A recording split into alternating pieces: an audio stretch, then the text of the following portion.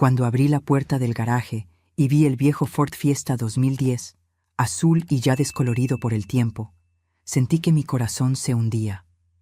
Ese auto era todo lo que quedaba del hombre con el que viví 30 años de mi vida.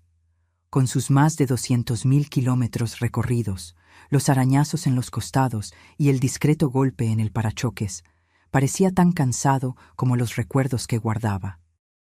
Mi nuera miró el auto y se rió, inclinándose para susurrarle algo a mi hijo, lo suficientemente alto para que yo lo oyera, ni siquiera para dejar algo que valiera la pena, solo esta chatarra. Fingí que no me importaba, pero unas horas después, al encender el auto, vi algo extraño en el GPS.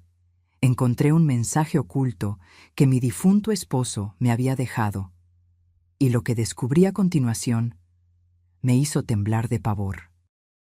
Pero antes de continuar, verifica si ya estás suscrito al canal y escribe en los comentarios ¿desde dónde estás viendo este video? Nos encanta saber hasta dónde están llegando nuestras historias. Me llamo Elena, tengo 61 años, y hasta hace 3 semanas creía que conocía a mi esposo Carlos perfectamente. Estuvimos casados por casi 3 décadas. Él era gerente en una pequeña ferretería, ganaba un sueldo modesto, pero siempre cuidó de mí. Nunca tuvimos mucho, pero tampoco nos quejamos. Nuestra casa era rentada, un sencillo dúplex en un barrio de clase media-baja en la Ciudad de México. Nuestros 2 hijos, Amanda y Rafael, ya estaban casados y con sus propias familias. Carlos siempre pareció preocupado por el dinero. Recortaba cupones, regateaba en las tiendas, insistía en reparar las cosas rotas en lugar de comprar nuevas. Necesitamos ahorrar para cuando seamos viejos, Elena, solía decir. Pero cuando murió, de forma inesperada, a los 65 años, de un ataque cardíaco fulminante mientras cortaba el césped de nuestro pequeño patio, no encontramos prácticamente nada en nuestras cuentas. Solo 1,200 pesos mexicanos en la cuenta de ahorro y aquel viejo Fiesta azul.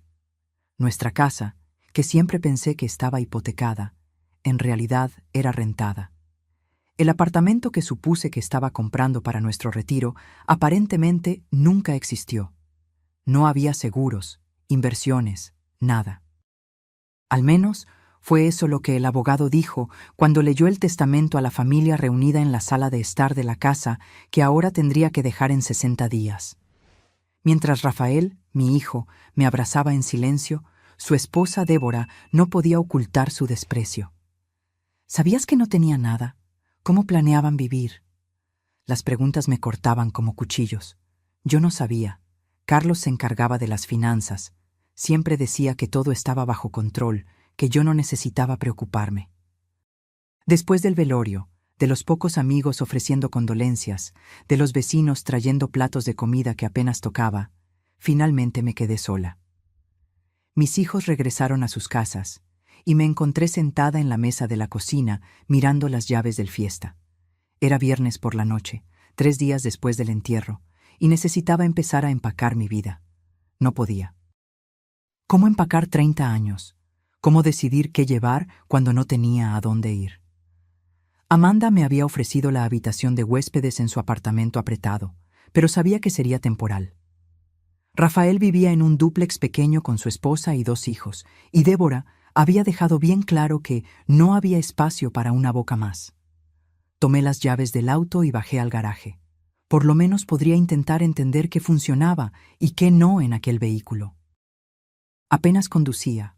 Carlos siempre tomaba el volante, pero ahora necesitaría arreglármelas. Me senté en el asiento del conductor, sintiendo el olor de él todavía presente. El cuero agrietado del volante, el tablero polvoriento, el pequeño San Cristóbal colgado del espejo retrovisor. Giré la llave y el motor tosió antes de arrancar.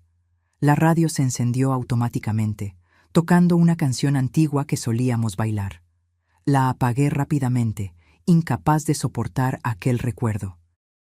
Fue entonces que noté el GPS incorporado en el tablero. Nunca lo habíamos usado. Carlos prefería mapas de papel. Decía que eran más confiables que esos cachivaches electrónicos.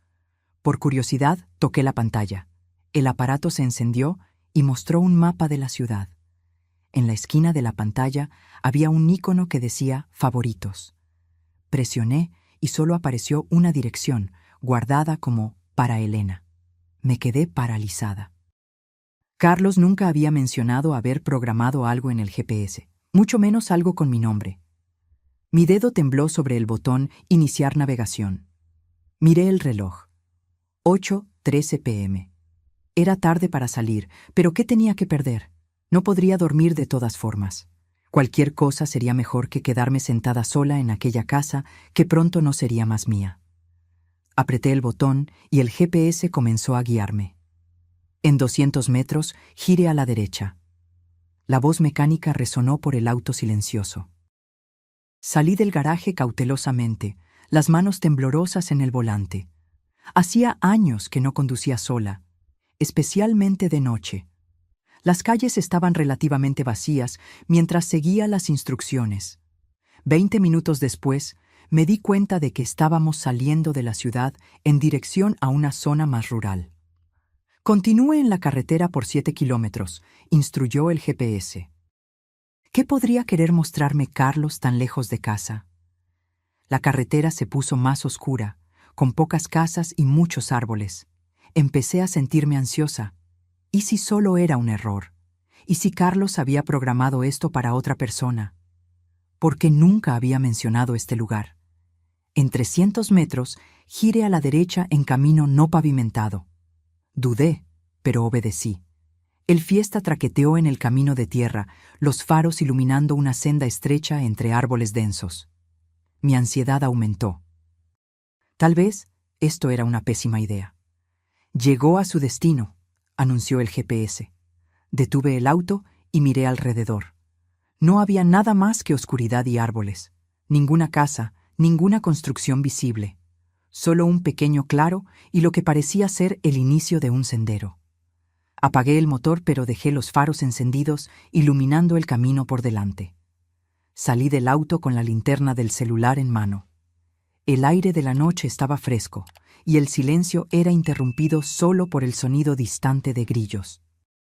El sendero frente a mí era estrecho pero bien definido, como si alguien lo recorriera con frecuencia. «Carlos, ¿qué querías mostrarme aquí?», murmuré a la oscuridad. Con el corazón acelerado, comencé a caminar por el sendero. Después de unos 100 metros, la vegetación se abrió en otro claro más pequeño. En el centro había una pequeña cabaña de madera, simple pero bien conservada. Una luz tenue brillaba a través de una ventana. Me acerqué lentamente, sorprendida y confundida. Nunca supe que Carlos poseyera ninguna propiedad además de nuestra casa rentada. ¿Cómo tendría una cabaña? ¿Por qué nunca me lo dijo? En la puerta de la cabaña había un sobre plastificado pegado a la madera. Cuando me acerqué, vi mi nombre escrito con la caligrafía inconfundible de Carlos. Con dedos temblorosos, abrí el sobre y saqué una carta y una llave. «Mi querida Elena», comenzaba la carta.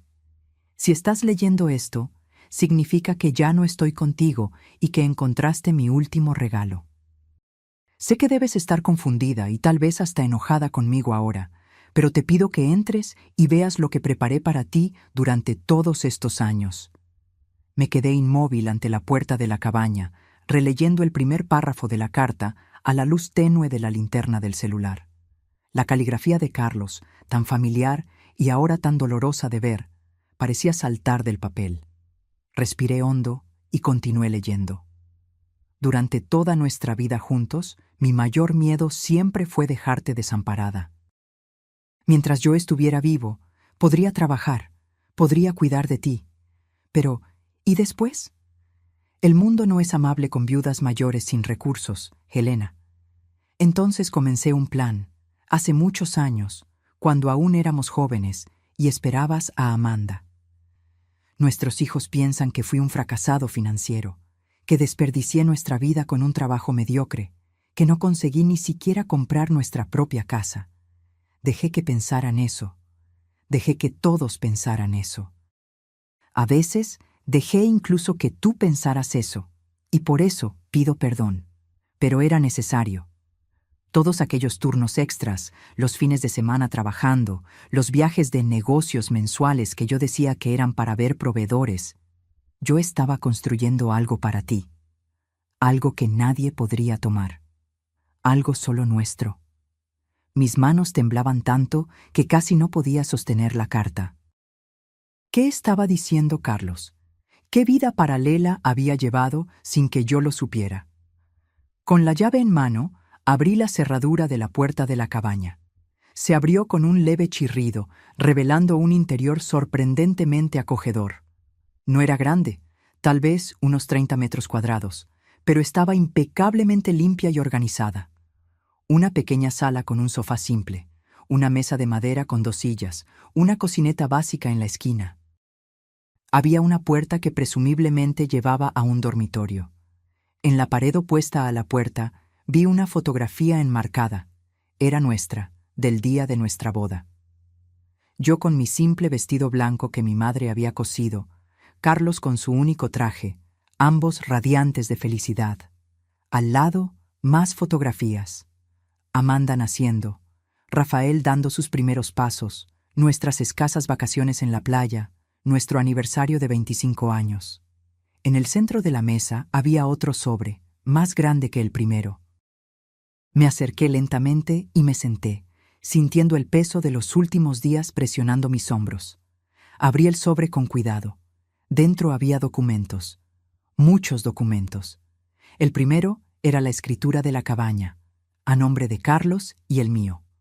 Propiedad liquidada, decía el sello en la parte superior.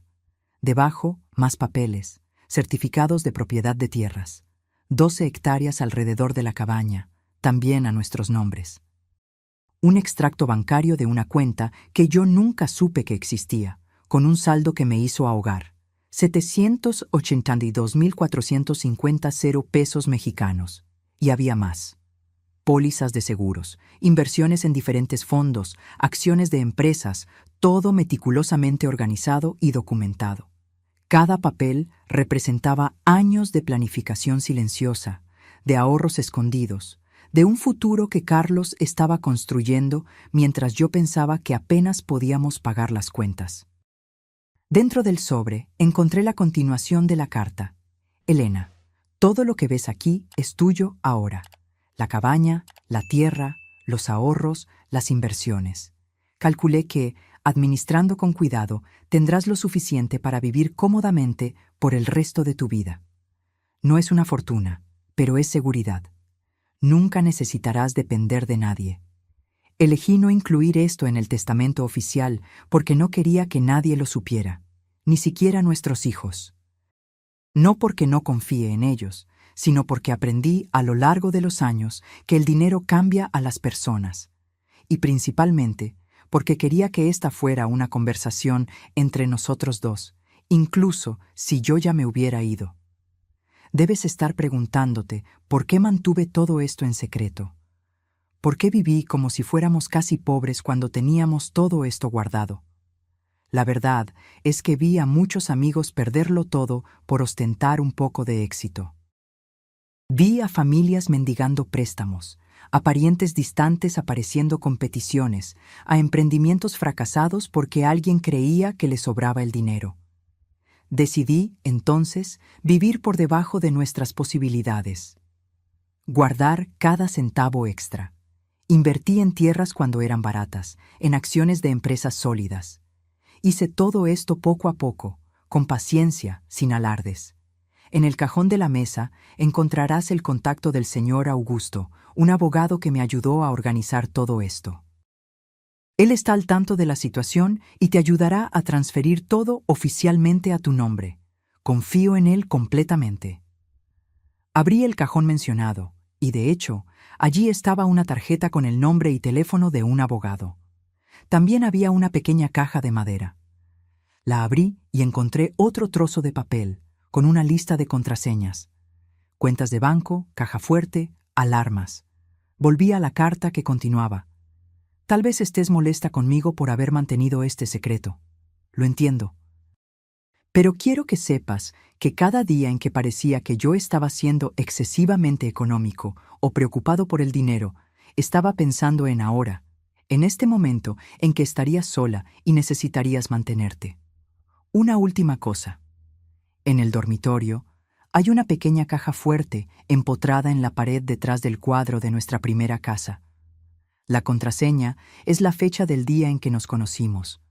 ¿Te acuerdas? En la parada del autobús durante aquella lluvia terrible. Dentro de ella hay una sorpresa más para ti. Con el corazón latiendo fuerte, fui hasta el pequeño dormitorio. Era simple, con una cama de matrimonio y un armario de madera. En la pared, el cuadro mencionado, una acuarela de la casa donde vivimos en los primeros años de casados. Lo retiré y allí estaba la caja fuerte.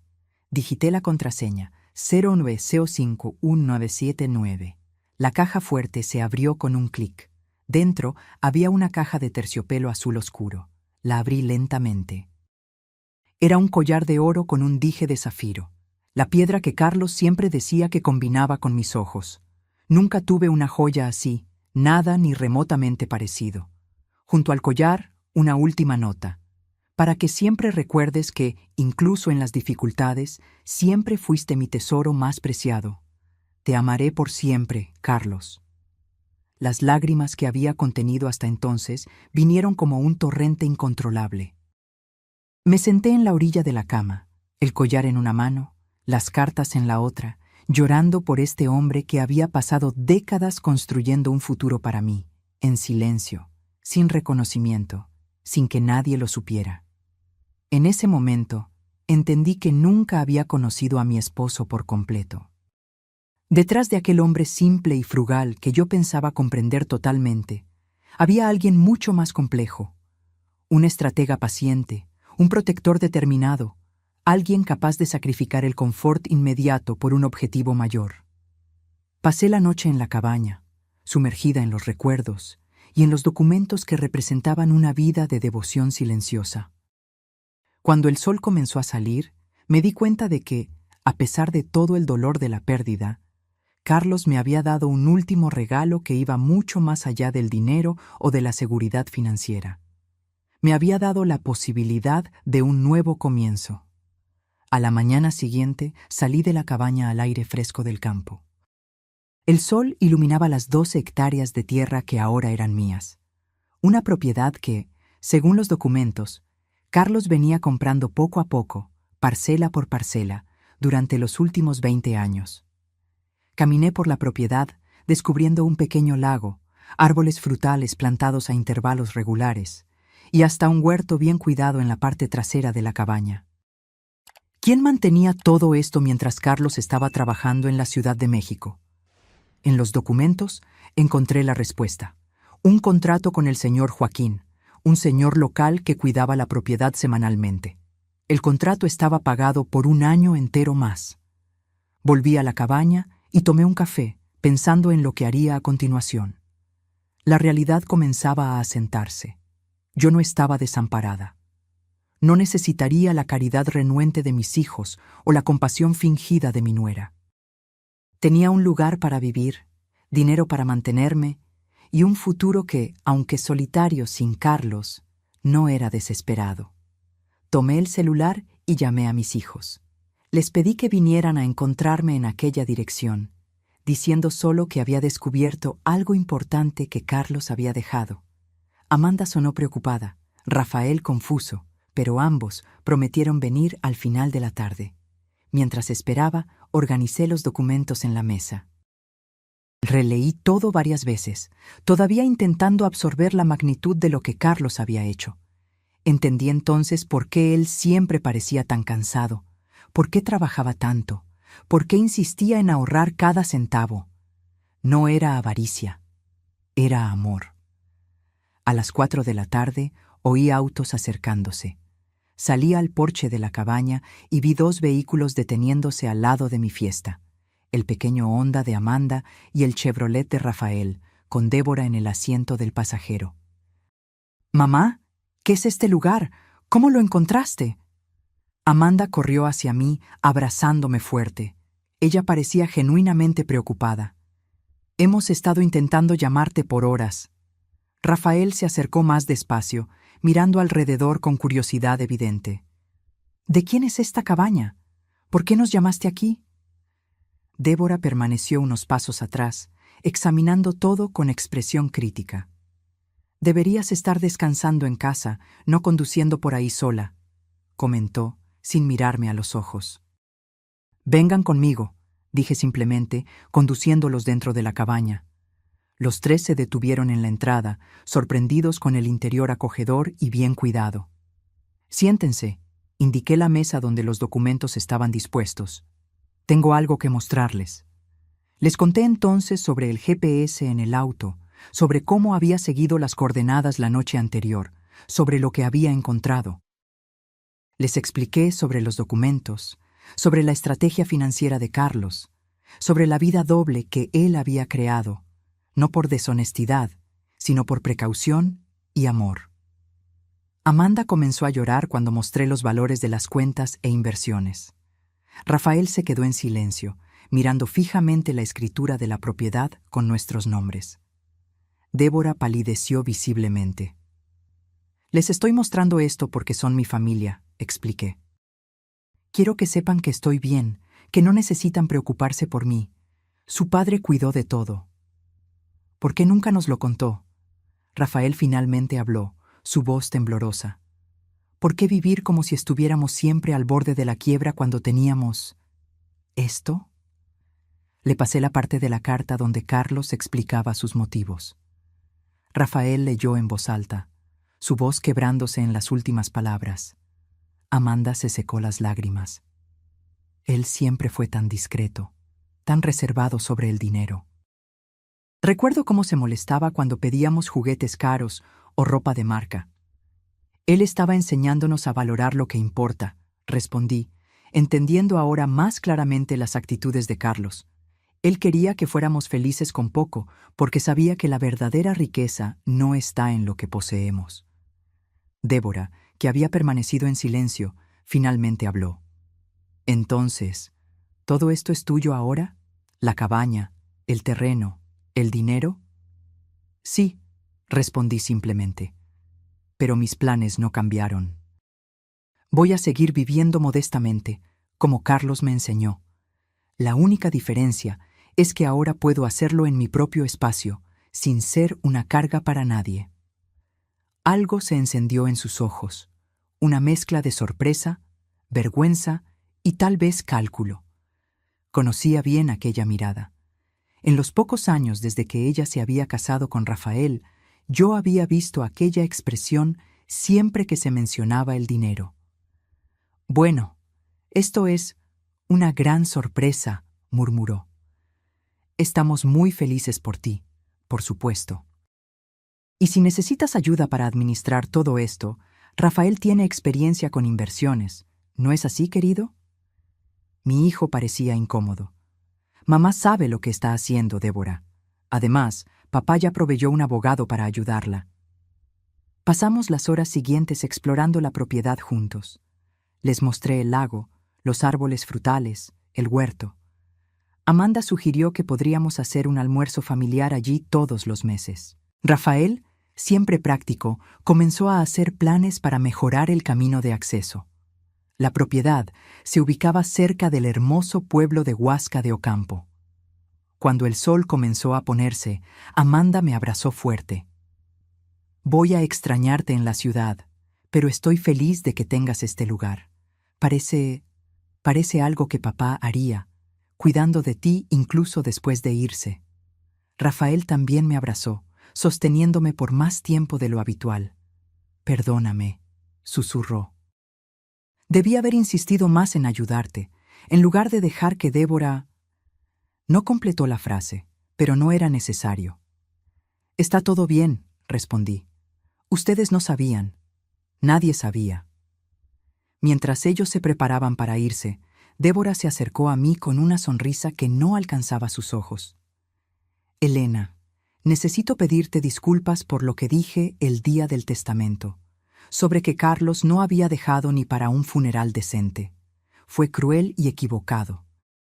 La miré, viendo no solo la falsedad de sus palabras, sino también algo más, el arrepentimiento no por la crueldad, sino por haber subestimado a mi esposo, por haber juzgado nuestra vida basada solo en lo que podía ver. No tienes que disculparte, Débora, respondí tranquilamente. En realidad, tenías razón. Carlos no dejó dinero para un funeral. Hizo algo mucho mejor, dejó recursos para que yo continuara viviendo. Ella abrió la boca para responder, pero no encontró palabras. Con un asentimiento rígido, se dirigió al auto de Rafael. Me quedé en el porche mientras los dos autos se alejaban por el camino de tierra, ahora iluminado por el último brillo del atardecer.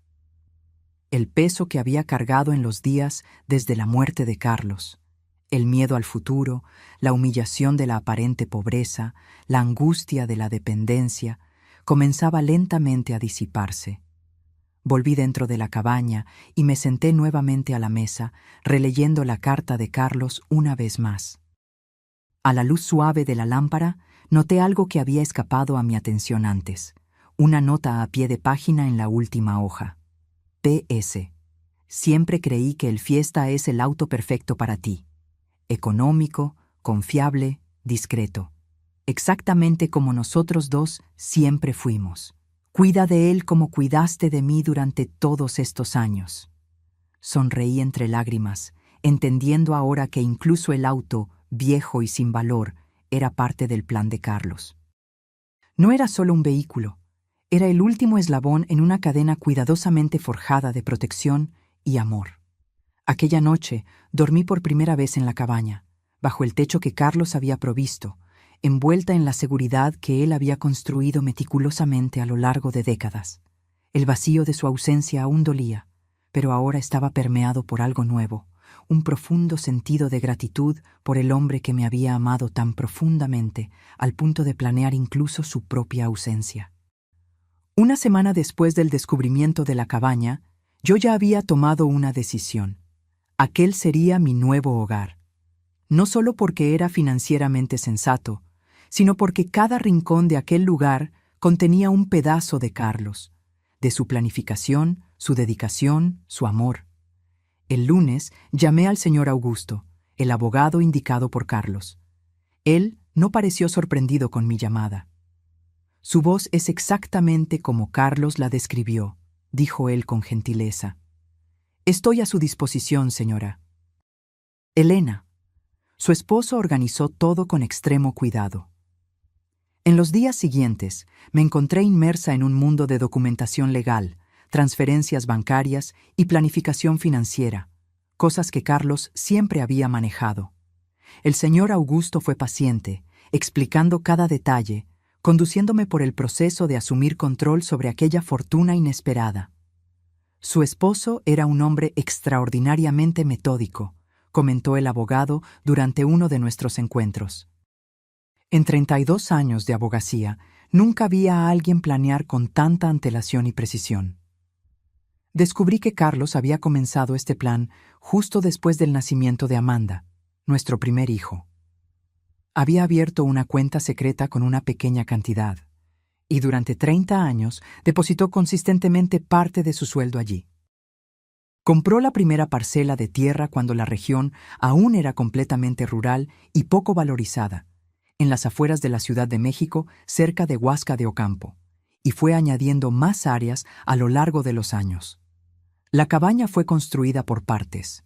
Primero la estructura básica, después los acabados, el mobiliario simple pero durable, los pequeños detalles que hacían el espacio acogedor. Todo pagado al contado, todo documentado meticulosamente. Mientras organizaba la mudanza de la casa rentada a la cabaña, comencé a hacer pequeñas adaptaciones en el espacio. Carlos había construido pensando en funcionalidad y confort básico, pero ahora yo podría añadir mi propio toque.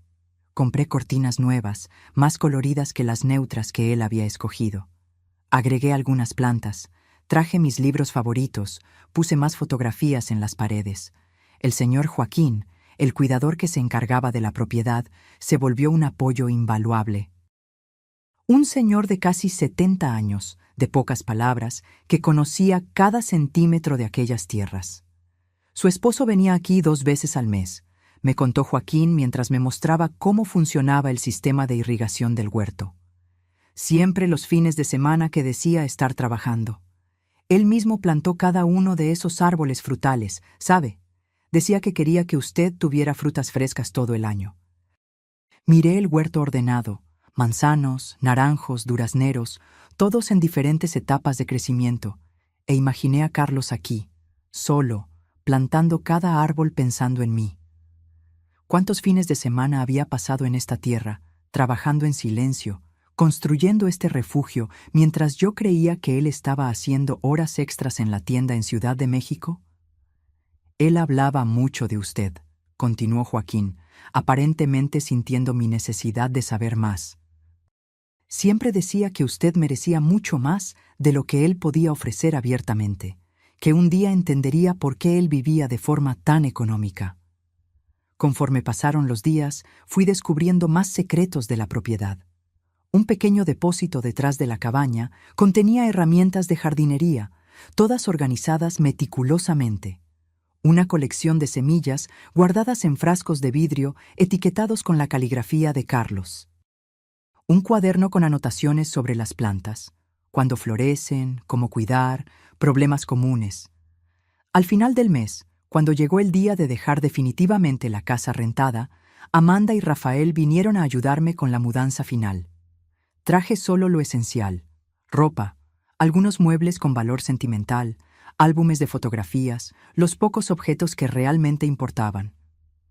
Débora no vino. Rafael explicó vagamente que ella estaba ocupada con los preparativos para un evento de caridad, pero vi la vergüenza en sus ojos. Desde el descubrimiento de la cabaña y del dinero, ella había evitado contacto directo conmigo.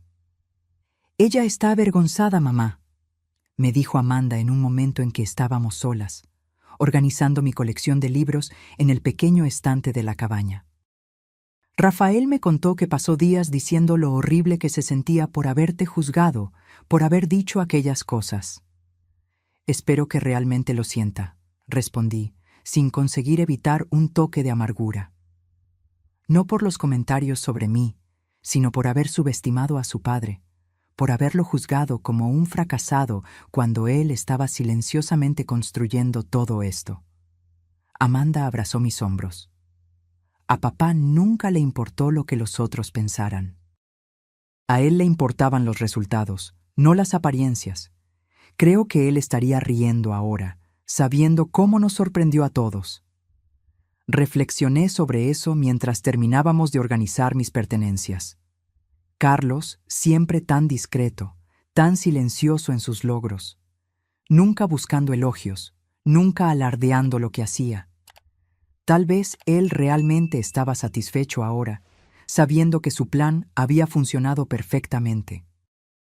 Aquella noche, después de que mis hijos se fueran, me quedé sola en la cabaña por primera vez como su moradora oficial. Me senté en el porche con una taza de té, observando el cielo estrellado, tan diferente del cielo urbano que había visto desde la ventana de nuestra casa rentada por tantos años. Al día siguiente, comencé a establecer una rutina. Me despertaba temprano, algo que siempre hice, pero ahora en lugar de preparar el café para Carlos antes de que saliera para el trabajo en la Ciudad de México, lo tomaba sola en el porche, observando el amanecer entre los árboles en Huasca de Ocampo. Después, trabajaba un poco en el huerto con la orientación paciente del señor Joaquín. «Usted aprende rápido», comentó él después de verme arrancar correctamente las malas hierbas sin dañar las plantas de lechuga.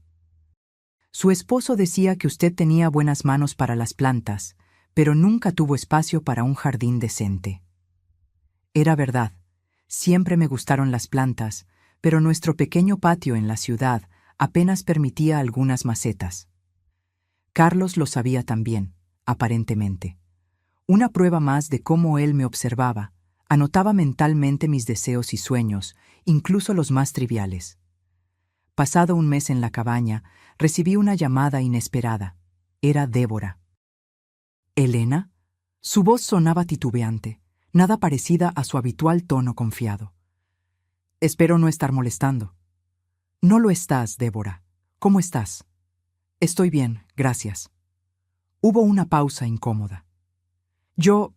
Me gustaría saber si puedo ir a visitarte, sola, Hay algo que necesito decirte personalmente. Confieso que me sorprendió. Desde la revelación sobre la herencia de Carlos, Débora se había mantenido distante, comunicándose conmigo solo a través de Rafael. Claro, respondí curiosa. ¿Cuándo te gustaría venir? Mañana, si es conveniente. Por la mañana. Acepté, y al día siguiente, puntualmente a las 10 a.m., oí un auto acercándose. Por la ventana de la cocina vi a Débora salir de su reluciente Audi, pareciendo fuera de lugar en su conjunto de saco y pantalón sastre en el ambiente rural. Abrí la puerta antes de que llamara. «Buenos días, Débora. Entra, por favor». Ella parecía nerviosa, algo inusual para alguien siempre tan segura de sí misma. Aceptó el café que ofrecí y nos sentamos a la mesa de la cocina. «Este lugar es mucho más agradable de lo que imaginé», comentó, mirando alrededor. Cuando Rafael dijo cabaña, pensé en algo más rústico.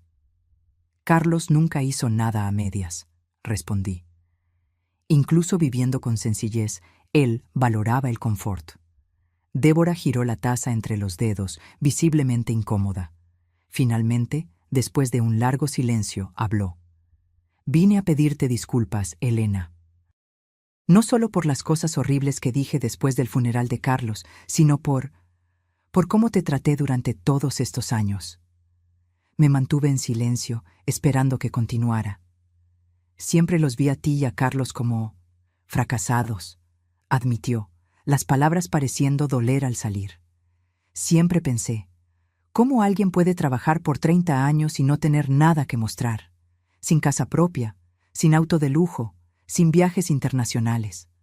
Los juzgué por la ausencia de cosas materiales». Ella miró por la ventana hacia el huerto en flor que se extendía más allá de la cabaña. «Pero ahora me doy cuenta de que estaban construyendo algo mucho más grande, mucho más significativo que las apariencias que yo valoraba tanto. Mientras yo publicaba fotos de cenas caras en las redes sociales y me endeudaba para mantener una imagen, Carlos estaba silenciosamente construyendo un patrimonio real». Su voz falló, y me di cuenta de que sus ojos estaban húmedos. «Rafael y yo estamos ahogados en deudas, Elena. ¿Aquel auto en la entrada? Financiado. ¿Nuestra casa? Hipotecada hasta el techo. Todo para mantener una imagen de éxito que no existe.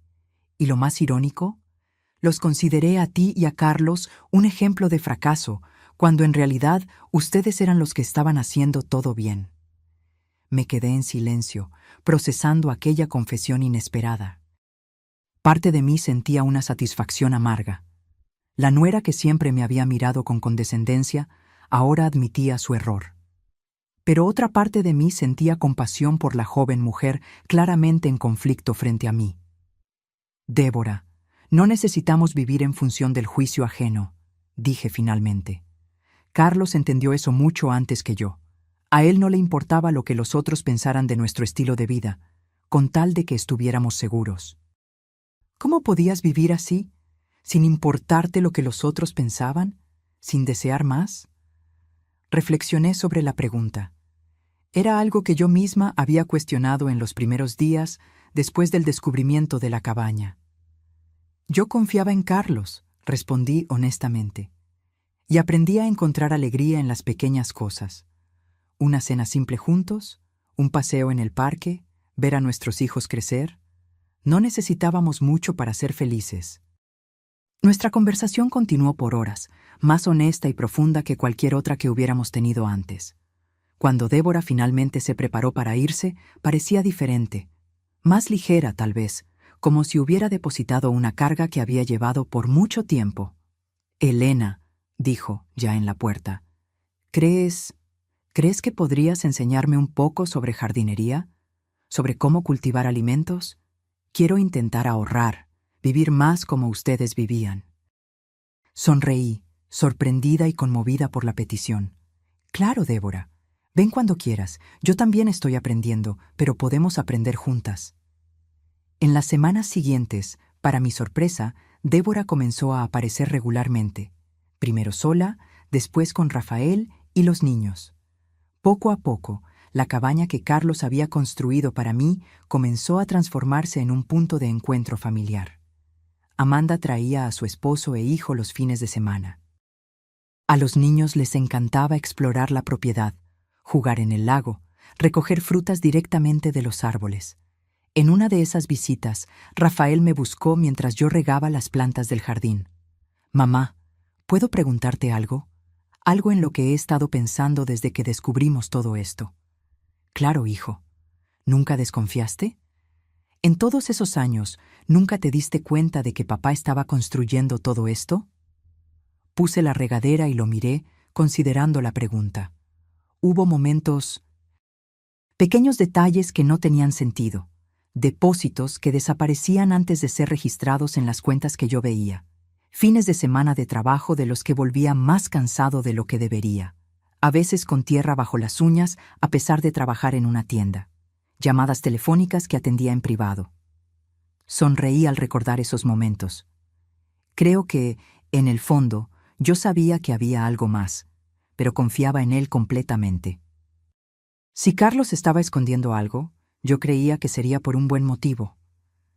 Rafael me miró con una expresión que mezclaba admiración y perplejidad. «Eso es extraordinario, mamá. Ese tipo de confianza. No sé si conseguiría hacer lo mismo. Tu padre me dio motivos para confiar en él durante 30 años de matrimonio», respondí.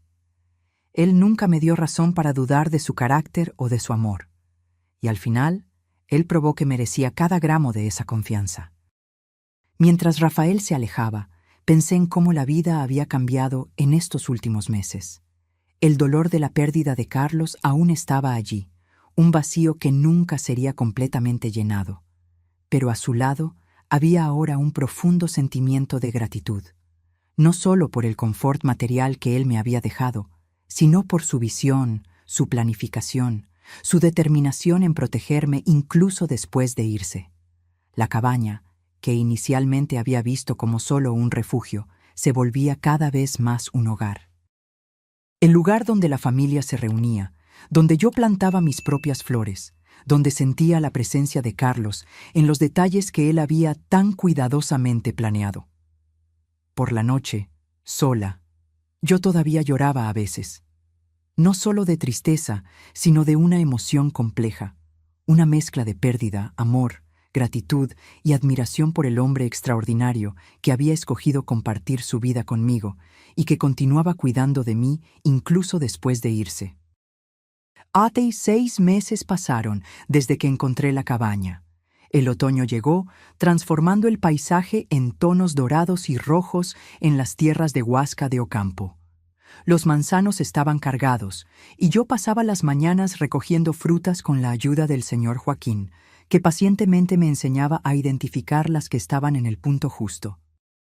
En una tarde particularmente agradable, mientras organizaba uno de los cajones de la oficina improvisada que había montado en un rincón de la sala, encontré un cuaderno marrón de tapa dura que no había notado antes. Estaba parcialmente escondido bajo otros documentos. Lo abrí con curiosidad y reconocí inmediatamente la letra de Carlos, aquella caligrafía metódica y clara que yo conocía tan bien. Era una especie de diario, pero no el tipo común con entradas diarias sobre sentimientos personales. Era un registro de sus visitas a la propiedad, comenzando 24 años atrás. 17 de marzo de 2001. Compré 2 hectáreas adyacentes más al terreno original. El vendedor pensó que yo estaba loco por querer tierras tan aisladas, pero el precio estaba excelente. Algún día, cuando Elena descubra todo esto, ella tendrá un lugar tranquilo para vivir. Mis ojos se llenaron de lágrimas mientras volteaba las páginas amarillentas. En cada entrada, Carlos detallaba sus actividades: la compra de más tierras, la plantación de árboles, el inicio de la construcción de la cabaña, las mejoras a lo largo de los años. 05 de septiembre de 2008. Terminé el techo de la cabaña hoy. Me tomó más tiempo de lo planeado, pero quise hacer todo con cuidado. Quiero que Elena tenga un lugar sólido, que no necesite reparaciones constantes cuando yo ya no esté aquí. La realidad de su planificación me golpeó con nueva fuerza. Carlos no solo había ahorrado dinero para mí, Él había literalmente construido un futuro con sus propias manos, ladrillo por ladrillo, árbol por árbol. 18 de julio de 2015. Planté durazneros hoy. A Elena siempre le gustaron los duraznos frescos, pero nunca pudimos tener un huerto en la ciudad. Calculé que estarán dando buenos frutos en unos 8 o 10 años. Espero estar vivo para verlos, pero si no lo estoy, espero que a ella le guste este regalo tardío. Me senté en la silla, el cuaderno abierto en mi regazo, imaginando a Carlos planeando plazos de maduración de árboles frutales, considerando un futuro en el que él no estaría presente. El pesimismo práctico de sus anotaciones contrastaba con el profundo optimismo del acto de plantar, crear algo que solo daría frutos años después. Continué leyendo, cada página revelando más del hombre con quien había compartido mi vida, pero que, aparentemente, yo nunca había conocido completamente. 02 de noviembre de 2019. El médico encontró algo en el examen. No le dije nada a Elena todavía. No quiero preocuparla sin necesidad. Pero si las sospechas se confirman, necesito acelerar los planes. La cabaña está prácticamente lista, pero aún hay detalles que quiero finalizar. El dinero está invertido de forma segura. Si sucede lo peor, ella estará protegida financieramente. Me congelé. 2019, 5 años antes de su ataque cardíaco. ¿Carlos sabía que estaba enfermo? ¿Por cuánto tiempo cargó ese peso solo? Volteé rápidamente las páginas, buscando más información. Las entradas se volvían más frecuentes, más urgentes. 15/01/2020. Confirmado, es un problema cardíaco grave. El médico recomendó cirugía, pero las chances no son buenas. Decidí no contarle a Elena por ahora. ¿Para qué? Ella solo se preocuparía, y no hay mucho que se pueda hacer aparte de lo que ya estamos haciendo. Estoy tomando los medicamentos, siguiendo la dieta. Mientras tanto, trabajo lo máximo que puedo aquí en la propiedad. Quiero dejar todo perfecto para ella. Una ola de choque recorrió mi cuerpo, rió mi... ¿Carlos había pasado los últimos 4 años de su vida sabiendo que estaba muriendo? Todos aquellos almuerzos ligeros que él insistía en comer, la caminata diaria que comenzó para mantenerse en forma, ¿eran parte de un régimen médico que él me escondía? Las últimas páginas del diario eran esporádicas, con entradas más breves, como si cada palabra exigiera esfuerzo. 07 de junio de 2023. Programé el GPS hoy. Parece una tontería, pero es importante que Elena encuentre este lugar cuando yo ya no esté aquí. Pensé en simplemente darle la dirección, pero ella merece la jornada del descubrimiento. Merece sentir lo que sentí todas las veces que vine para acá. La anticipación, la sensación de algo especial esperando al final del camino. La última entrada era de apenas algunas semanas antes de su muerte. 23 de marzo de 2024. Ya no tengo energía para trabajar en la propiedad como antes. Le pedí al Señor, Joaquín, que asuma más responsabilidades. Él aceptó, sin hacer preguntas, aunque sospecho que él lo sabe. Siento que mi tiempo se está acabando, pero estoy en paz. Hice lo que pude para garantizar que Elena esté bien. Todo lo que construí, planté, ahorré, todo fue por ella. Solo espero que ella entienda por qué mantuve el secreto. No era desconfianza, era amor. Quería protegerla no solo de la inseguridad financiera, sino también del dolor de verme disminuyendo poco a poco. Prefiero que ella me recuerde fuerte, incluso si eso significa irme sin aviso. Cerré el cuaderno, incapaz de contener las lágrimas. Carlos había enfrentado su muerte inminente con la misma aproximación metódica y pragmática con que conducía todo en su vida. Había planeado, calculado, preparado todo, no solo el aspecto financiero, sino incluso cómo yo descubriría su último regalo.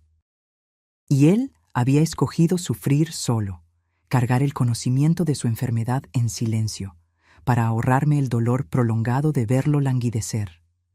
No sabía si debía sentir gratitud por esta última protección o dolor por haber sido privada de la oportunidad de despedirme adecuadamente, de hacer sus últimos años más confortables, de decir todas las cosas que quedaron por decir. Aquella noche llamé a mis hijos. Necesitaba compartir este descubrimiento con ellos. Necesitaba que alguien más supiera la verdadera historia del hombre extraordinario que había sido su padre. Amanda lloró al teléfono. Rafael permaneció en silencio por largos momentos antes de decir, con la voz embargada, «Él fue más fuerte de lo que cualquiera de nosotros imaginaba». Al día siguiente, le pedí al señor Joaquín que viniera a conversar conmigo. Cuando se sentó a la mesa de la cocina, puse el diario frente a él. «Usted sabía sobre la enfermedad de él, ¿verdad?». El viejo cuidador asintió lentamente. Su esposo me hizo prometer que no le contaría a nadie. Dijo que era mejor así. ¿Por cuánto tiempo lo supo? Casi 5 años, por lo que entendí. En el último año, él apenas conseguía trabajar. Venía hasta aquí y se quedaba sentado en aquel banco cerca del lago, mirando todo lo que había construido. A veces me pedía que hiciera pequeños ajustes, un clavo aquí, una tabla allá. Otras veces solo se quedaba en silencio, como si estuviera despidiéndose. Imaginé a Carlos sentado solo a la orilla del lago, contemplando la propiedad que había creado para mí, consciente de que su tiempo se estaba acabando, pero determinado a completar su misión autoimpuesta. ¿Por qué cree que él nunca me contó? ¿Sobre la propiedad? ¿Sobre la enfermedad? Joaquín reflexionó antes de responder, sus manos callosas descansando sobre la mesa. Su esposo era un hombre reservado, doña Elena. No hablaba mucho, pero cuando hablaba de usted, sus ojos brillaban. Él me dijo una vez que la mayor alegría de él era verla feliz, despreocupada. Creo que él no quería que usted cargara el peso del conocimiento, ni sobre la enfermedad de él, ni sobre los sacrificios que hizo para construir todo esto. Sacrificios. La palabra resonó en mi mente. ¿Cuántos fines de semana Carlos había pasado trabajando en esta tierra en lugar de descansar? ¿Cuántas horas extras en la tienda en Ciudad de México? ¿Cuántos pequeños lujos negados a sí mismo para ahorrar algunos pesos más? Todo para construir este refugio que yo ahora llamaba hogar en Huasca de Ocampo. Aquella tarde, caminé hasta el lago y me senté en el mismo banco que Joaquín había mencionado. El sol de otoño se reflejaba en el agua, creando patrones dorados en la superficie. Los árboles alrededor, muchos plantados por las propias manos de Carlos, se mecían suavemente con la brisa. Yo habría compartido esta carga contigo, susurré al aire, como si él pudiera oírme. Pero entiendo por qué escogiste cargarla solo. Era quien tú eras, el protector, el proveedor, siempre pensando en mí antes que en ti mismo. En los días siguientes, encontré un nuevo propósito. Comencé a registrar mi propia versión de la historia en un cuaderno similar al de Carlos. No solo para mí, sino para mis hijos, mis nietos, para quien viniera después.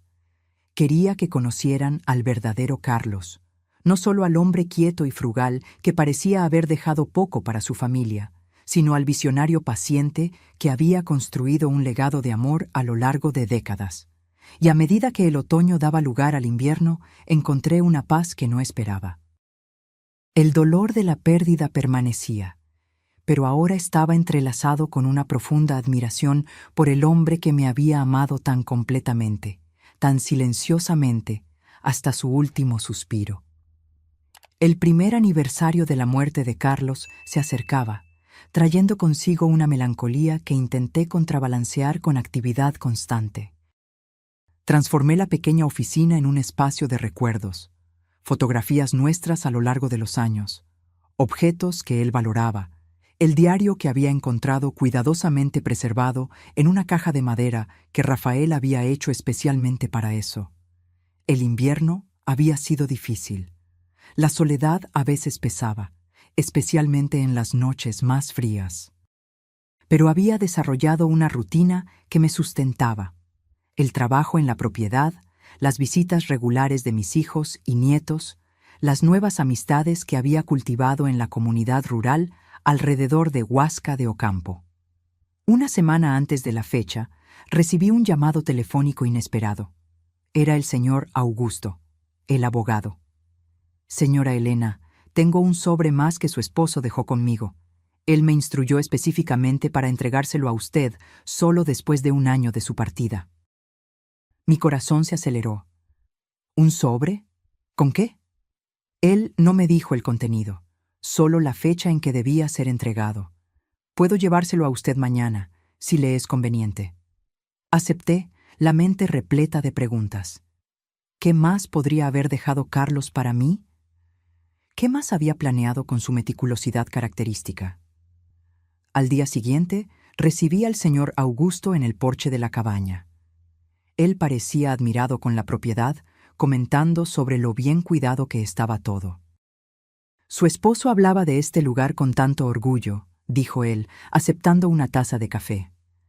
En las pocas veces en que nos encontramos aquí, él mostraba cada detalle como si fuera un tesoro. Él construyó todo esto solo, ¿sabe? Con sus propias manos. Sí, él me contó.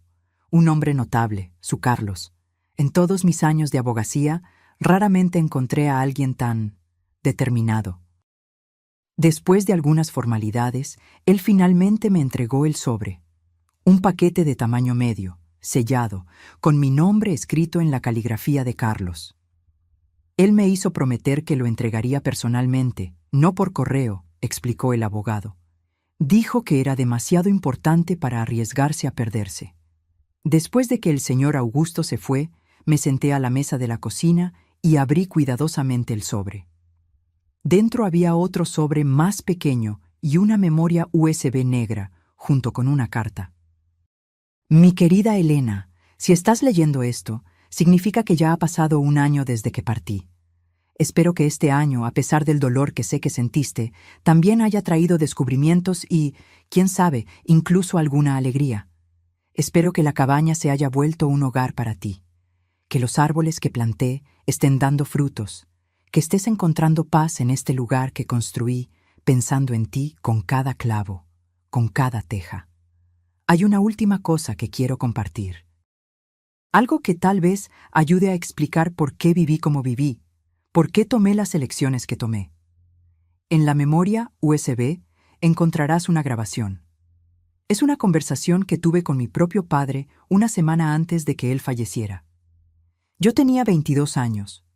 Tú y yo estábamos comprometidos desde hacía solo 2 meses. ¿Te acuerdas de lo jóvenes que éramos? ¿De cuántos sueños teníamos? ¿Cuántos planes? Mi padre, un hombre simple que trabajó toda la vida en la misma fábrica, me llamó para una conversación final. Él sabía que estaba muriendo. Cáncer, etapa terminal. Grabé nuestra conversación sin que él lo supiera. En la época, creí que era una forma de preservar su voz, sus consejos. No me di cuenta de que sería el modelo para todo lo que haría en los 40 años siguientes. Escucha cuando estés lista.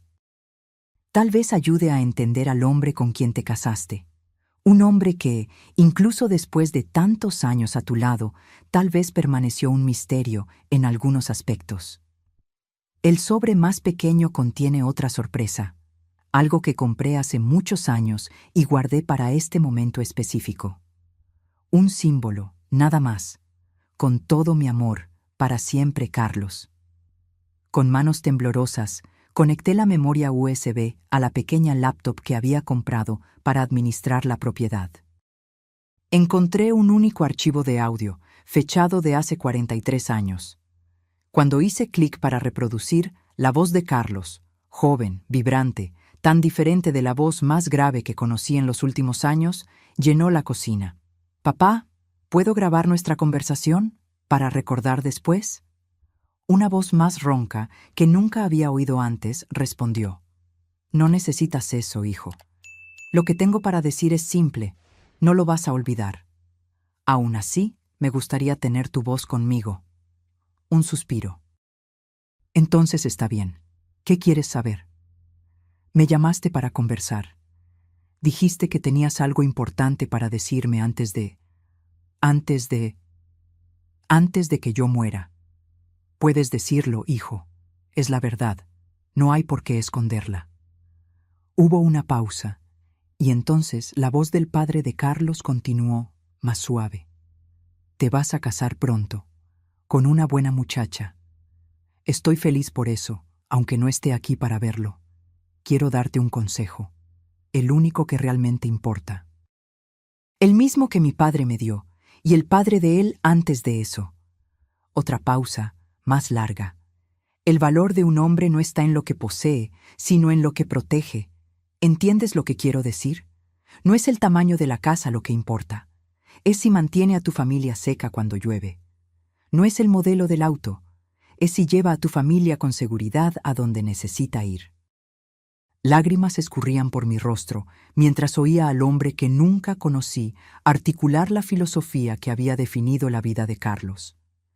Tu madre nunca tuvo joyas caras, nunca tuvo ropa de marca, pero nunca faltó comida en nuestra mesa. Nunca tuvimos que escoger entre medicina y renta, nunca tuvimos que rogar por ayuda. Eso es dignidad, hijo. Eso es lo que un hombre debe ofrecer a su familia, no lujo, sino seguridad, no apariencia, sino substancia. La voz del padre de Carlos falló un poco y oí el sonido de un vaso siendo colocado sobre una mesa. Veo a jóvenes hoy comprando autos que no pueden pagar, casas que los esclavizan con deudas, todo para impresionar a personas que no se importan con ellos. No seas así. Vive por debajo de tus posibilidades, ahorra para el futuro. Construye algo sólido, aunque tome décadas. Sé la roca donde tu familia puede apoyarse cuando la tormenta venga. Y la tormenta siempre viene, hijo, siempre viene. La grabación continuó por unos minutos más. Consejos prácticos sobre dinero, sobre trabajo, sobre familia. Cuando terminó, me quedé sentada en silencio, absorbiendo la profundidad de lo que había oído. Finalmente, abrí el sobre más pequeño. Dentro había una llave antigua prendida a un cordón simple junto con una nota. Esta es la llave de la casa donde nací. La casa ya no existe. Fue demolida hace décadas para dar lugar a un supermercado. Pero guardé la llave como recuerdo de lo que mi padre me enseñó. Ahora es tuya. No porque abra cualquier puerta, sino porque representa lo que intenté ser para ti. Un refugio seguro, una protección confiable, un puerto en medio de la tormenta. Fuiste mi mayor tesoro, Elena. Cada sacrificio, cada hora extra, cada pequeño lujo que renuncié, todo valió la pena por saber que estarías protegida incluso después de que yo me fuera. Me puse el cordón alrededor del cuello, la llave antigua reposando contra mi corazón. Era pesada, sustancial, como el amor que Carlos había demostrado silenciosamente por tantos años. Aquella noche, me senté en el porche y escribí en mi propio diario, una práctica que había adoptado desde que encontré el de Carlos. Hoy, un año después de su partida, finalmente entendí completamente al hombre con quien me casé.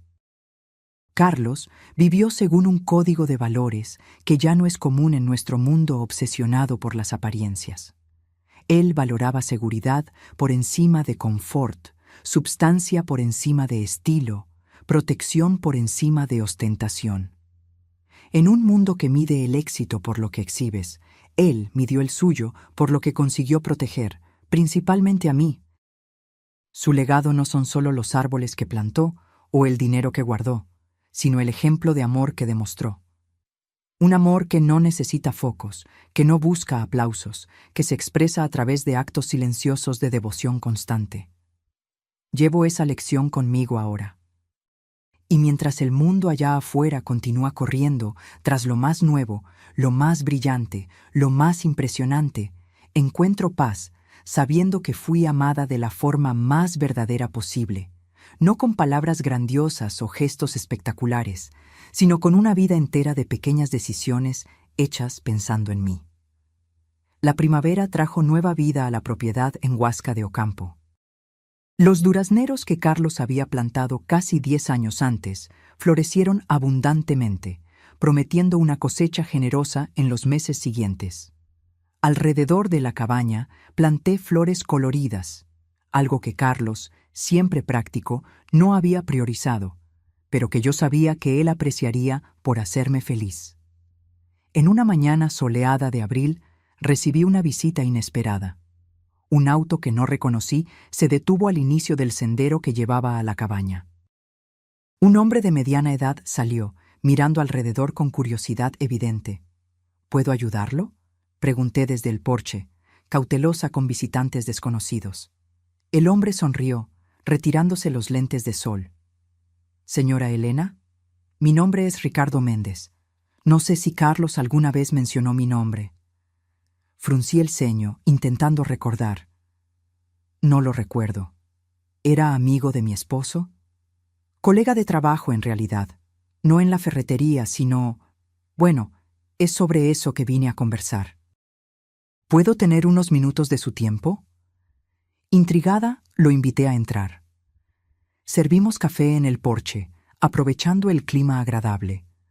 Ricardo parecía incómodo, inseguro sobre cómo empezar.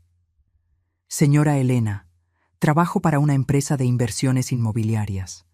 Me enteré de su pérdida solo recientemente, y creí que tal vez Carlos no tuvo tiempo de explicar todo sobre los negocios que hacíamos juntos. Sentí una ola de confusión. ¿Negocios? Carlos trabajaba en la ferretería. Era gerente allí por casi 30 años en la Ciudad de México. Ricardo asintió, una sonrisa comprensiva en su rostro. Sí, lo era. Pero esa era solo una parte de su vida profesional. Carlos también trabajaba con nosotros como consultor de inversiones inmobiliarias. De hecho, él tenía un talento excepcional para identificar propiedades subvaloradas con potencial de apreciación. Ricardo tomó un sorbo de café antes de continuar. No entiendo. Carlos nunca mencionó otro empleo. Él era muy discreto sobre eso, Ricardo explicó gentilmente. Comenzó hace unos 25 años, casi por casualidad. Carlos vino a nuestra oficina para obtener información sobre un terreno. Este terreno, de hecho. Él gesticuló hacia la propiedad a nuestro alrededor. En la conversación, demostró un conocimiento notable sobre valores de tierra en la región, tendencias de desarrollo, factores que influencian la apreciación a largo plazo. Ricardo tomó un sorbo de café antes de continuar. Mi padre, que era el fundador de la empresa, le ofreció un trabajo de medio tiempo como consultor. Carlos se rehusó inicialmente, pero mi padre insistió en al menos pagar por sus opiniones sobre algunos terrenos que estábamos considerando. Fue así que comenzó. Yo estaba aturdida. ¿Me está diciendo que Carlos tenía un segundo empleo secreto durante todos esos años? No exactamente un empleo regular. Él nos ayudaba a evaluar propiedades, principalmente en áreas rurales como esta, alrededor de Huasca de Ocampo. A veces, hacía esto remotamente, analizando datos y mapas. Otras veces, visitaba los lugares personalmente. Eran aquellos viajes de negocios mensuales para ver proveedores, me imagino. Carlos tenía una intuición natural para lo que funcionaría a largo plazo. Su especialidad eran inversiones de horizonte extendido, propiedades que no darían retorno inmediato, pero que se apreciarían significativamente en 15, 20 años. Recordé los viajes mensuales de Carlos, las horas extras los fines de semana. Todas las piezas comenzaban a encajar de una forma que nunca había imaginado. Él era pagado por esto, continuó Ricardo. Muy bien pagado, de hecho. Carlos insistía en recibir parte de su compensación en participaciones en las propiedades que ayudaba a identificar, en lugar de solo dinero. Con el tiempo, esto se acumuló substancialmente. ¿Qué exactamente quiere decir con substancialmente?, pregunté, mi voz casi un susurro. Ricardo abrió su maletín y retiró una carpeta de documentos. Este es el motivo de mi visita, de hecho. Carlos poseía participaciones minoritarias en 17 emprendimientos diferentes a través de nuestra empresa. Centros comerciales, condominios residenciales, edificios comerciales, todos seleccionados con aquella mirada de largo plazo que era su marca registrada. Él empujó la carpeta en mi dirección. Estos son los documentos detallando esas participaciones, que ahora son suyas por derecho. Intentamos contactarla antes, pero solo recientemente descubrimos sobre esta propiedad. Con manos temblorosas abrí la carpeta. Había contratos, extractos financieros, proyecciones de rendimientos. Números que hacían la cuenta bancaria que Carlos me había dejado parecer casi insignificante en comparación.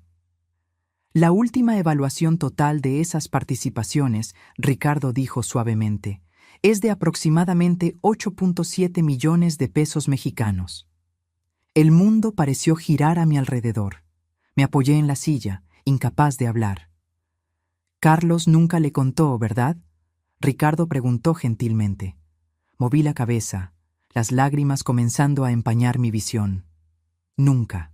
Él me dejó esta propiedad, algo de dinero en cuentas e inversiones. Creí que era todo. Ricardo sonrió tristemente. Conociendo a Carlos, no estoy sorprendido. Él siempre fue extremadamente reservado sobre su riqueza. En la empresa, sabíamos que él vivía muy por debajo de sus posibilidades, pero respetábamos su privacidad. Él mencionó una vez que prefería construir patrimonio a exhibirlo. El valor de un hombre no está en lo que posee, sino en lo que protege, susurré, recordando las palabras del padre de Carlos en la grabación. Exactamente, Ricardo concordó, pareciendo impresionado. Él dijo eso algunas veces. Era casi un mantra para él. Miré nuevamente los documentos, intentando comprender la magnitud de lo que estaba viendo. Todos esos años, mientras ahorrábamos para comprar un sofá nuevo o pensábamos 2 veces antes de cenar fuera. Él estaba construyendo un imperio silencioso, Ricardo completó. No para ostentar, sino para garantizar su futuro. Carlos rehusó varios aumentos, ¿sabía? Prefería recibir en participaciones en los negocios. Decía que el dinero se gasta, pero las buenas inversiones crecen con el tiempo. En ese momento, recordé todas las veces en que Carlos había rehusado compras que podíamos haber hecho, de todas las veces en que él insistió en arreglar algo roto en lugar de reemplazarlo. No era por mezquindad o falta de recursos, era parte de una filosofía de vida más profunda, una visión de largo plazo que yo nunca había comprendido completamente. ¿Por qué nunca me contó? Pregunté, más para mí misma que para Ricardo. El hombre consideró la pregunta por un momento. No puedo responder con certeza, claro, pero mi padre, que trabajó con Carlos por más tiempo, siempre dijo que él tenía un miedo casi supersticio. Ricardo, interrumpí, una súbita realización me golpeó. Él sabía que estaba enfermo. En los últimos años. Sí, Ricardo confirmó con un suspiro. Él nos contó sobre su problema cardíaco hace unos 4 años. Fue cuando comenzó a organizar todo más meticulosamente, transfiriendo documentos a nombre de ustedes dos, garantizando que todas las participaciones estuvieran debidamente registradas. Él preparó todo, murmuré. Hasta el último detalle, Ricardo concordó. Incluso pidió que esperáramos algunos meses después de su partida antes de contactarla. Dijo que quería que usted tuviera tiempo para acostumbrarse a las primeras revelaciones antes de conocer el resto. Pensé en el GPS programado para traerme a la cabaña, en las cartas cuidadosamente escritas, en los documentos organizados, cada etapa planeada para guiarme gentilmente a través de un proceso que podría haber sido abrumador si se revelaba de una sola vez. Hay una cosa más, Ricardo agregó, retirando un sobre final de su maletín. Carlos pidió que yo entregara esto personalmente, después de explicar sobre las inversiones. Acepté el sobre, reconociendo inmediatamente la caligrafía de Carlos. Lo abrí con cuidado, intentando controlar el temblor en las manos. Mi Elena, si Ricardo está entregando esta carta, ya sabes sobre mi otro trabajo. Espero que entiendas por qué mantuve esto en secreto por tanto tiempo. Al principio, era solo una forma de ganar un dinero extra para construir algo para nosotros. Conforme el éxito de las inversiones creció, comencé a temer que la riqueza pudiera cambiar nuestra vida de maneras que yo no deseaba. Vi tantas familias destruidas por el dinero, amistades corrompidas por la envidia, matrimonios arruinados por expectativas infladas, hijos malcriados por facilidades excesivas. Temía también que, si algo me sucedía demasiado pronto, quedarías vulnerable a oportunistas, a consejeros interesados solo en tu nueva riqueza. Entonces decidí crear capas de protección. Primero la cabaña y el dinero suficiente para una vida confortable. Después, esta revelación final. Sé que puede parecer manipulador, y tal vez lo fue. Pido tu perdón por eso.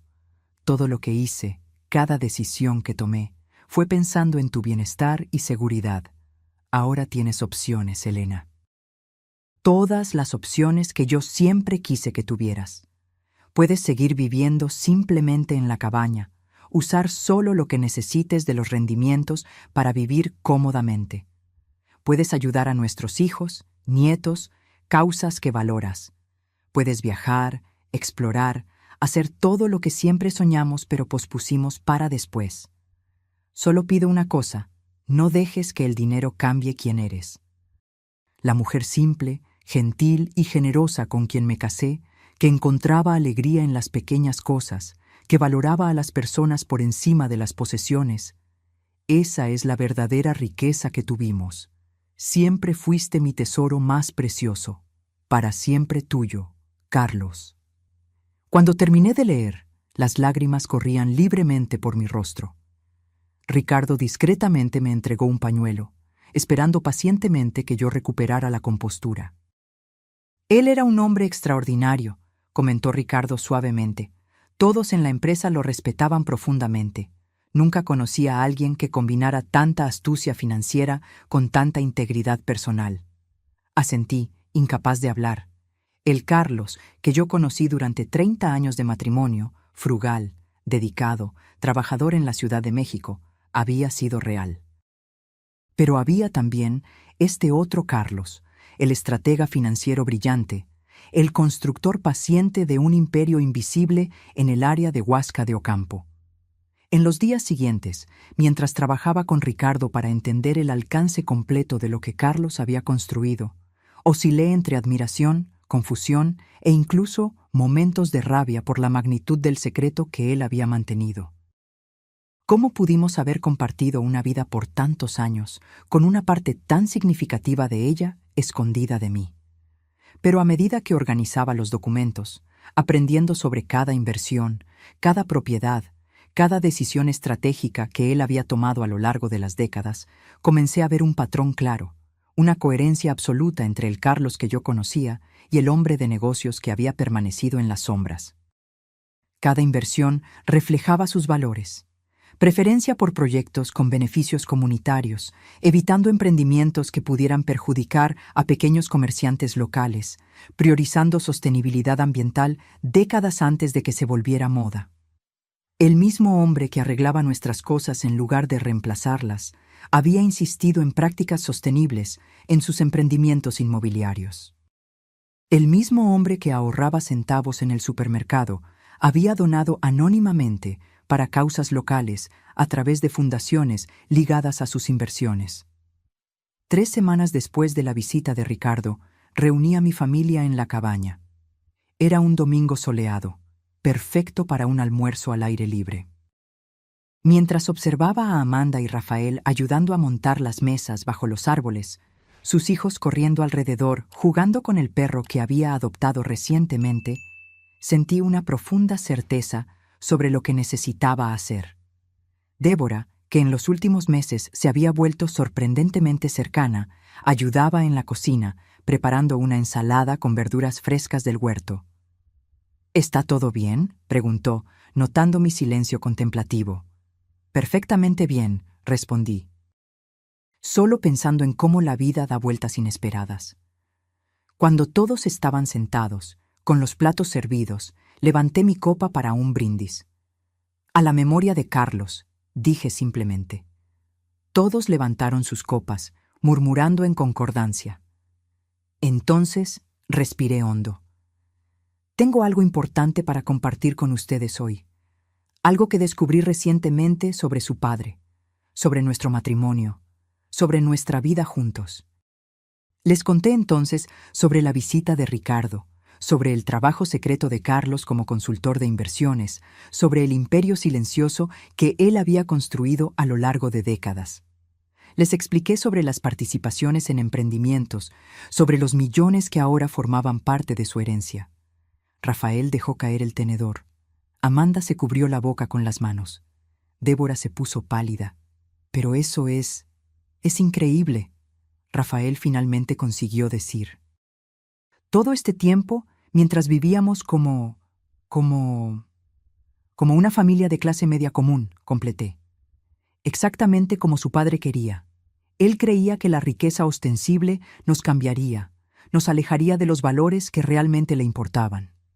Les mostré entonces la última carta de Carlos, dejando que leyeran sus explicaciones en sus propias palabras. Cuando terminaron, todos estaban emocionados. «Él era un genio», murmuró Amanda, secándose las lágrimas. «Un genio secreto». «Más que eso», agregué. Era un hombre con una visión muy clara de lo que significaba amar a su familia.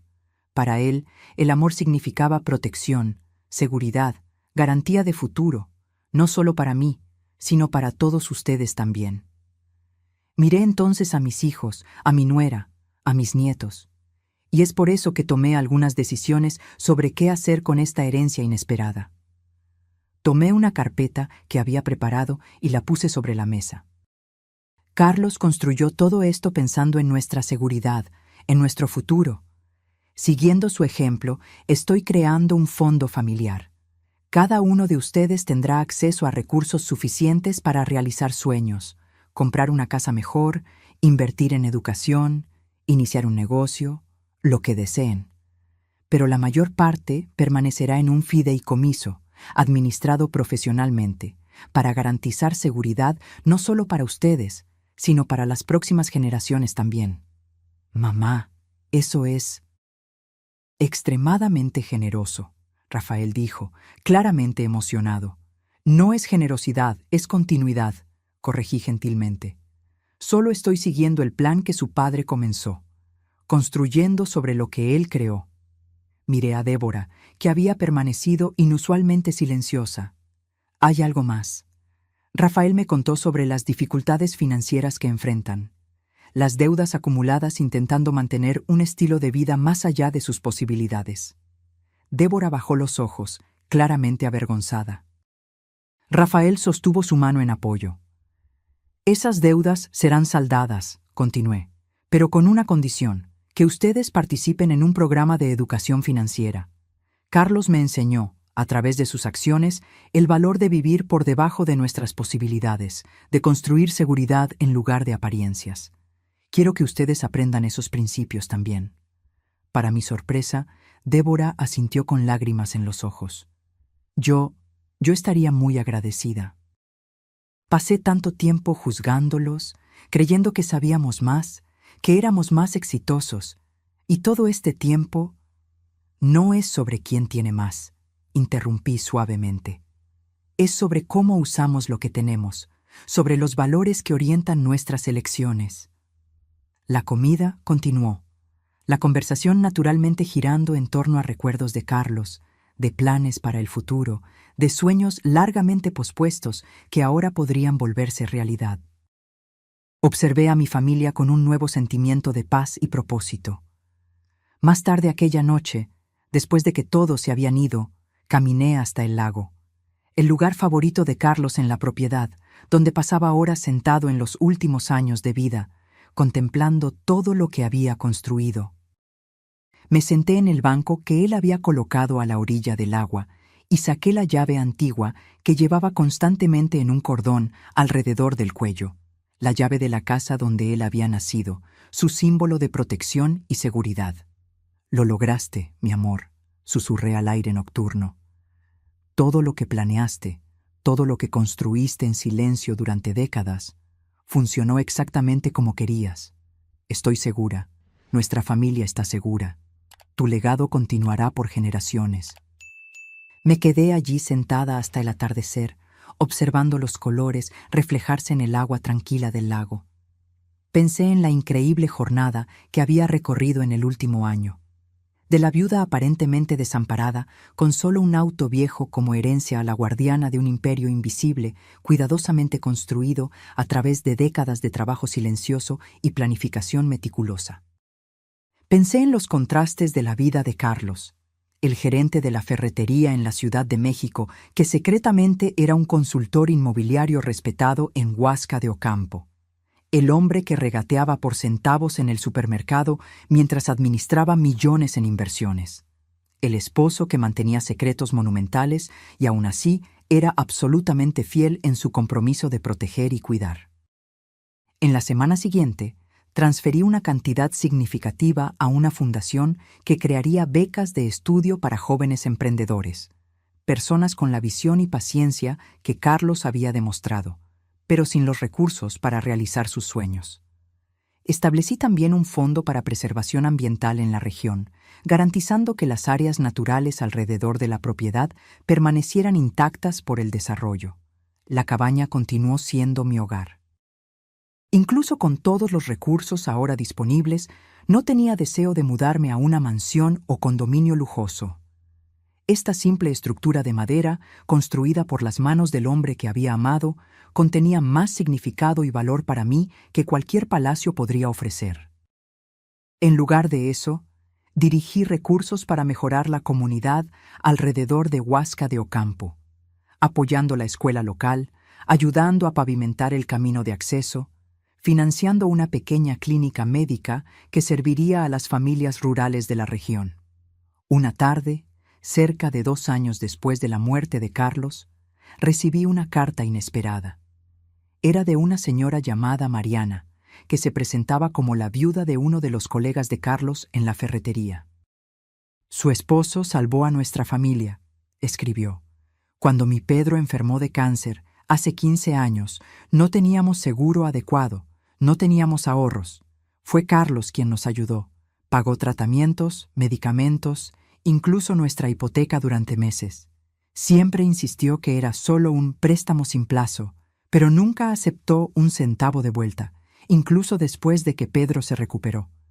Dijo que teníamos hijos que educar, que esa era mejor inversión que cualquier tasa de interés». La carta continuó, detallando otras instancias de generosidad silenciosa de Carlos. Pequeños préstamos a colegas en dificultades, asistencia anónima a familias en la comunidad, mentoría a jóvenes empleados. Me di cuenta entonces de que el patrón de vida doble de Carlos se extendía más allá de sus finanzas personales. Incluso con recursos limitados, al menos de lo que yo sabía en la época, él siempre encontraba maneras de ayudar a otros, siempre sin alarde, siempre insistiendo en la discreción.